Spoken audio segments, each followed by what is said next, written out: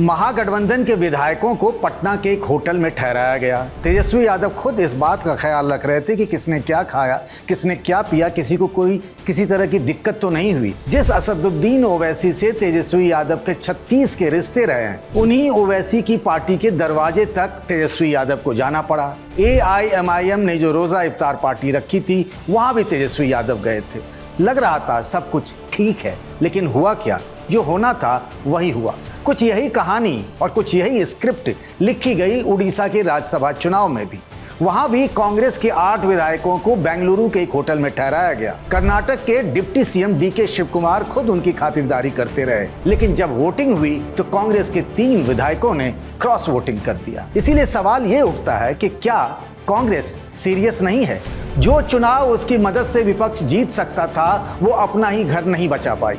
ओवैसी मायावती का साथ भी तेजस्वी के काम नहीं आया। कहां तो कांग्रेस के नेता कह रहे थे जैसे मृत्यु निश्चित है, कुछ वैसे ही हमारी जीत भी निश्चित है। पर उन्हीं के पार्टी के 3 विधायकों ने वोटिंग से गैर हाजिर रहकर नेताजी के दावे की हवा निकाल दी। ओडिशा में भी कांग्रेस के ही अपनों ने ही उसे दगा दे दिया। बिहार की तरह यहां भी कांग्रेस के 3 विधायकों ने खुलेआम बीजेपी समर्थित कैंडिडेट को जिता दिया। क्रॉस वोटिंग करने वाले विधायकों ने कहा कि हमसे पूछकर उम्मीदवार तो तय हुआ नहीं था। कांग्रेस की लाज हरियाणा में भी बचने की उम्मीद कम ही नजर आ रही है। जब हम आपसे ये बात कह रहे हैं, तब तक मामला फंसा हुआ सा है।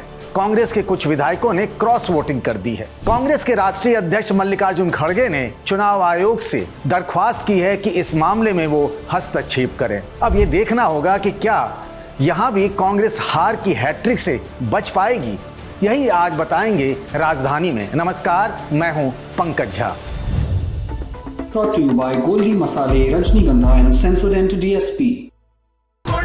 गोल्डी छोले मसाले, जहाँ जाएं रिश्ते बनाएं। गोल्डी लाए हैं फ्रेश लॉक टेक्नोलॉजी, जो रखे मसालों को हर समय फ्रेश। बीजेपी बिहार में भी विपक्ष के खेमे में सेंधमारी करने की फिराक में थी। बिहार से इस बार राज्यसभा की 5 सीटों पर चुनाव हो रहे थे। विधायकों के गुणागणित के हिसाब से एनडीए आसानी से 4 सीटें जीत गई। जीत के लिए एक उम्मीदवार के पक्ष में 41 वोट चाहिए था। सीएम नीतीश कुमार और बीजेपी के अध्यक्ष नितिन नवीन को 44 वोट मिले, और वहीं जेडीयू के रामनाथ ठाकुर और राष्ट्रीय लोक मोर्चा के उपेंद्र कुशवाहा को 42 वोट मिले।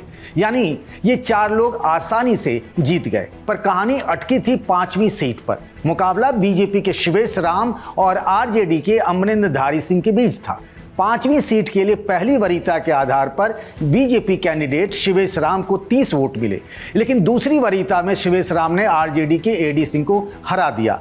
कहा जा रहा है कि इसमें शिवेश आगे निकल गए। वैसे तो इस सीट का फैसला होना था असदुद्दीन ओवैसी की पार्टी AIMIM से, जिसके 5 विधायक निर्णायक माने जा रहे थे। कहा जा रहा था कि इन सब ने अगर महागठबंधन के साथ दिया तो फिर उनकी जीत निश्चित है। पर कहानी देखिए क्या हुई।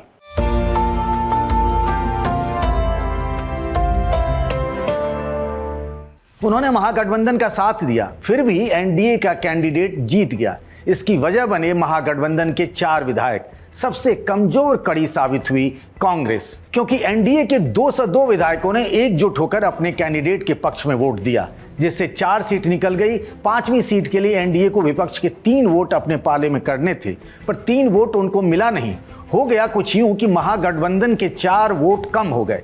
जो 4 विधायक वोटिंग से नदारद रहे, उनमें कांग्रेस के 3 और आरजेडी के 1 विधायक थे। कौन हैं ये लोग जिन्होंने महागठबंधन का खेल बिगाड़ दिया? इस पर आने से पहले सुन लीजिए कौन क्या चुनाव पर कह रहा था और चुनाव के बाद अब क्या कह रहे हैं। 13 तारीख के रात तक हमको सभी विधायकों से डायरेक्ट बात हो रही थी और सभी विधायक कंफर्टेबल थे। सभी विधायक बता रहे थे कि हम इंडिया गठबंधन के समर्थित कैंडिडेट को अपना योगदान वोट करेंगे। मैं इतना जरूर कहूँगा कि 13 तारीख तक हम लोग एकदम एकजुट थे, लेकिन 13 तारीख के बाद हमारे विधायक कब चोरी हो गए और उसको चोरी कर लिए। बड़ा सिंपल बात है, हम जीत के हार गए हैं। नंबर हमारे पास था, इसमें हॉर्स ट्रेडिंग हुआ है और जो 4 मतदाता नहीं रहे हैं वो हमारे अलायंस के थे, उसके बाद वो चले गए जहां भी, तो इसलिए वो जीत पाए। अदरवाइज हम जीत के हारे हैं, मगर डेमोक्रेटिक प्रोसेस है, ये भी एक सत्य है हॉर्स ट्रेडिंग का। हम सब लोगों को पता था कि जो हम महागठबंधन का जो स्ट्रेंथ है वो 35 था, यानी हम लोगों को 6 कम था और एनडीए के लोगों को 3 कम था। लेकिन फिर भी हम लोगों ने लड़ना जो है वो पसंद किया, ना कि उनके सामने नाक रगड़ना या झुकना। उनकी जो विचारधारा है हम हमेशा उनके खिलाफ लड़ेंगे, और जो 4 लोग जो भी एब्सेंट हुए हैं इस पे हम बाद में अपनी प्रक्रिया देंगे। लेकिन आप ये कह सकते हैं कि अगर कुछ लोग जिन लोगों ने धोखा ना दिया होता तो आज हमारी जो है जीत तय थी। कौन विधायक उनका गायब है नहीं है मुझको कुछ नहीं मालूम है, उनका विषय है। लेकिन धीरे धीरे जब आरजेडी ही बिहार के राजनीतिक परिदृश्य से गायब हो रहा है तो कोई उनके विधायक गायब हो रहे हैं नहीं हो रहे हैं, इसकी कोई खबर बहुत महत्वपूर्ण नहीं है। नया सेंसोडेंट डीएसपी नर्व्स को प्रोटेक्ट करे और इनामल को repair. Feel the relief with सेंसोडेंट DSP. इनमें एक रहे वाल्मीकि नगर क्षेत्र के विधायक सुरेंद्र कुशवाहा, पहली बार विधायक बने हैं। 2015 में वो उपेंद्र कुशवाहा की पार्टी आरएलएसपी से चुनाव लड़े, हार गए, पर इस बार कांग्रेस के कैंडिडेट होकर जेडीयू को हरा दिया। कहते हैं कि इस चुनाव के दौरान उनकी उपेंद्र कुशवाहा की पार्टी राष्ट्रीय लोक मोर्चा के प्रदेश अध्यक्ष आलोक सिंह से मुलाकात हुई और फिर जो हुआ आप सबके सामने है। कांग्रेस के दूसरे विधायक जिन्होंने खेल किया वो रहे फारबिसगंज विधायक मनोज विश्वास। सुरेंद्र कुशवाहा की ही तरह ये भी पहली बार के विधायक हैं, सिर्फ 200 वोट से चुनाव जीते थे। मनोज कांग्रेस से पहले आरजेडी और जेडीयू के सदस्य रह चुके हैं, मतलब उनका परिचय सभी से है। पप्पू यादव के करीबी माने जाते हैं, पर आज उन्होंने वोट न देने का फैसला किया। सुरेंद्र और मनोज के अलावा कांग्रेस विधायक मनोहर प्रसाद सिंह आज वोट देने नहीं पहुंचे। ये चौथी बार के विधायक हैं, अनुसूचित जनजाति से आते हैं। मनिहारी विधानसभा से पहली बार वे जेडीयू के टिकट पर चुनाव जीते थे। बाद में जेडीयू कांग्रेस आरजेडी का जब 2015 में गठबंधन हुआ और मनिहारी की सीट कांग्रेस की हो गई तो कहते हैं कि नीतीश कुमार के कहने पर वे कांग्रेस में शामिल हो गए। तब से कांग्रेस के विधायक हैं, पर आज मौके पर उन्होंने जो किया उससे एनडीए का फायदा हो गया। कांग्रेस के 3 विधायकों के अलावा चौथे एमएलए जिन्होंने महागठबंधन की नैया डुबो दी वो आरजेडी के फैसल रहमान रहे। पूर्व सांसद मोतीउर रहमान के बेटे हैं। मोतीउर रहमान आरजेडी से राज्यसभा सांसद रहे, कांग्रेस से विधायक भी रहे। फैसल पहली बार विधायक बने हैं, जेडीयू के एक नेता के करीबी बताए जाते हैं। कांग्रेस खुद हारी या फिर उसे हराया गया। तेजस्वी यादव को लगा था कि महागठबंधन के सभी विधायकों और साथ ही बीएसपी और ओवैसी की पार्टी के विधायकों को साथ लेकर वो आसानी से चुनाव जीत सकते हैं, लेकिन यहाँ खेल हो गया कांग्रेस के लिए। और कांग्रेस इस पूरे चुनावी रणनीति में ऐसा लग रहा था कि परिदृश्य से सीन से ही गायब थी। एक तरफ जहाँ बीजेपी ने जिन जिन राज्यों में चुनाव महत्वपूर्ण थे राज्यसभा के, वहां ऑब्जर्वर बनाकर भेजे। कहीं हर्ष सांघवी को बनाया गया, कहीं विजय शर्मा को बनाया गया। लेकिन कांग्रेस के जो प्रदेश के प्रभारी हैं अल्लावरू एक बार भी बिहार नहीं गए। और कांग्रेस, आरजेडी और दूसरी पार्टियों में तालमेल की भी कमी दिखी और ऐसा लगा कि कांग्रेस को उसके हाल पर छोड़ दिया गया और इसीलिए उनके विधायकों ने वो किया जिसकी वजह से एनडीए की जीत हो गई। ये तो कहानी रही बिहार की। अब चलते हैं उड़ीसा में भी, जहां कांग्रेस के विधायकों ने बिहार जैसा ही सब कुछ कर दिया। वहां तो वोट न देकर एनडीए का काम बना दिया, यहां तो सीधे सीधे क्रॉस वोटिंग ही कर दी। पहली बार तो कांग्रेस बीजू जनता दल साथ आए थे कि कम से कम मिलकर राज्यसभा की एक सीट निकाल लेंगे, पर ऐसा हुआ ही नहीं। अपनों ने दगा दिया, जो होना था हो गया।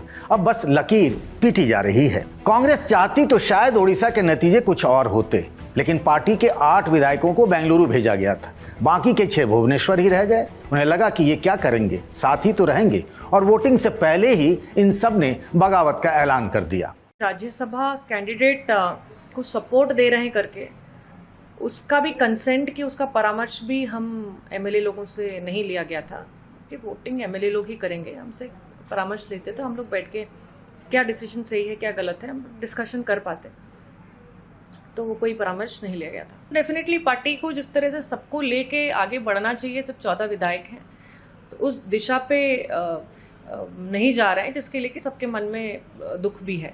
ओडिशा में विधानसभा की 147 सीटें हैं। यहां राज्यसभा की 4 सीटों के लिए चुनाव था, लेकिन 5 उम्मीदवार थे। एक सीट पर जीत के लिए 30 विधायकों का समर्थन चाहिए था। बीजेपी के 2 उम्मीदवार मनमोहन सामल और सुजीत कुमार की जीत तय थी। नवीन पटनायक की बीजेडी के पास 48 वोट थे, यानी उनकी भी एक जीत पक्की थी, पर उन्होंने 2 उम्मीदवार उतारा और इसमें कांग्रेस का साथ ले लिया। संतृप्त मिश्रा और दत्तेश्वर होता, ये 2 उम्मीदवार थे। मिश्रा की जीत तय मानी जा रही थी। पेंच चौथी सीट पर फंसी हुई थी। बीजेपी ने इस सीट के लिए पूर्व केंद्रीय मंत्री और होटल के बड़े कारोबारी दिलीप राय को समर्थन दिया। कहा जा रहा था कि कांग्रेस के 14 और सीपीएम के 1 विधायक होता के साथ हैं, पर वोटिंग के दौरान कुछ और ही हो गया। कांग्रेस के 3 विधायकों ने क्रॉस वोटिंग कर दिया और इस तरीके से फिर से एनडीए की ही जीत हो गई। हरियाणा में हार की हैट्रिक न लग जाए, क्योंकि इससे पहले 2 बार राज्यसभा के चुनाव में कांग्रेस के विधायकों ने क्रॉस वोटिंग की। तो सबसे पहले आर.के. आनंद हारे थे और उसके बाद कांग्रेस पार्टी के ट्रेजरर यानी कोषाध्यक्ष अजय माकन भी चुनाव हार गए थे। इस बार सारा दारोमदार था हुड्डा परिवार पर, यानी कि विपक्ष के नेता और हरियाणा के पूर्व मुख्यमंत्री भूपेंद्र सिंह हुड्डा और उनके सांसद बेटे दीपेंद्र सिंह हुड्डा पर। कांग्रेस के जितने भी विधायक थे उनको ले जाकर हिमाचल प्रदेश में ठहराया गया था, ताकि उन लोगों से बीजेपी के नेताओं की बातचीत ना हो पाए। बीजेपी ने इस बार अपना एक उम्मीदवार संजय भाटिया को बनाया था, जैसे पिछली दोनों बार किया था कि एक निर्दलीय उम्मीदवार खड़े करते हैं वो, और बीजेपी उनको सपोर्ट करती है और फिर विपक्ष के खेमे में सेंधमारी होती है। इस बार भी वही हुआ। बीजेपी ने अपने प्रदेश महामंत्री सतीश नांदल को चुनाव लड़ाया। सतीश नांदल वो व्यक्ति हैं जो भूपेंद्र सिंह हुड्डा के खिलाफ 3 बार विधानसभा का चुनाव लड़कर हार चुके हैं। लेकिन जब हम आपको ये कहानी बता रहे हैं उस समय तक काउंटिंग शुरू नहीं हुई है। जो वोटिंग हुई है उसमें ये लग रहा है, जो बीजेपी कैंप का दावा है, कि कांग्रेस के विधायकों ने कम से कम 6 विधायकों ने क्रॉस वोटिंग की है, ऐसा बीजेपी का दावा है। कांग्रेस के सूत्रों का यह कहना, कांग्रेस नेताओं का एक खुला आरोप है कि सत्ता में रहने के कारण बीजेपी ने चुनाव में गड़बड़ी की है। कांग्रेस के राष्ट्रीय अध्यक्ष मल्लिकार्जुन खड़गे ने चुनाव आयोग को चिट्ठी लिखी और कहा कि इस पूरे मामले में मदद की जाए और दूध का दूध पानी का पानी किया जाए, निष्पक्ष रहे चुनाव आयोग और सही तरीके से वोटों की गिनती हो। अगर इस बार भी वही हुआ जो पिछली 2 बार हुआ था, कांग्रेस के विधायकों ने क्रॉस वोटिंग कर दिया, तो फिर कांग्रेस के उम्मीदवार कर्मवीर बौद्ध की हार तय है और सतीश नांदल की जीत। और ये कांग्रेस के लिए बहुत शर्मनाक होगा, क्योंकि 3 राज्यों में कांग्रेस के डायरेक्टली और इनडायरेक्टली उनके विधायकों की क्रॉस वोटिंग की वजह से कांग्रेस और साथ ही साथ विपक्ष की फजीहत हुई है। तो क्या राज्यसभा चुनाव के नतीजों के लिए कांग्रेस विलन है, या फिर इसके लिए बीजेपी के हॉर्स ट्रेडिंग पॉलिसी यानी ऑपरेशन लोटस जिम्मेदार है? बताइएगा अपनी राय। इस वीडियो को बनाया हमारे साथी शुभम ने। बाकी खबरों के लिए बने रहिए द लल्लन टॉप पर।